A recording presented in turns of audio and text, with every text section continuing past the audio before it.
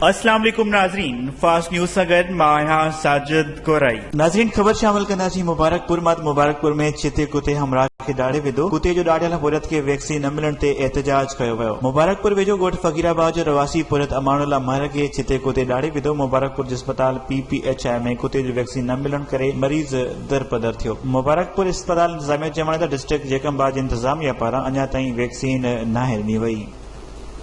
खबर शामिल कंदासीं जामशोरो मां। जामशोरो में शहरी अमरा जे वेझो अफ़सोसनाक वाक़ियो पेश आयो। ॿिनि कोचनि जो आमू साम्हूं ज़ोरदार टक्कर, नतीजे में 16 खां वधीक माण्हू ज़ख़्मी थी पिया। कराचीअ खां लाड़काणे वञण वारी कोच जो सेवण खां ज़ियारत करे वापसि वञण वारी बस जो आमू साम्हूं ज़ोरदार टक्कर थियो। नतीजे में 16 खां वधीक माण्हू ज़ख़्मी थी पिया, जिन खे सेवण ऐं जामशोरो अस्पताल मुंतक़िल कयो वियो। ज़ख़्मियुनि में उस्ताद तालिब खोसो, अनवर बुरड़ो समेत 16 खां वधीक माण्हू सख़्त ज़ख़्मी थी पिया। खबरुनि ऐं न्यूज़ अपडेट्स लाइ ॾिसंदा रहो फास्ट न्यूज़।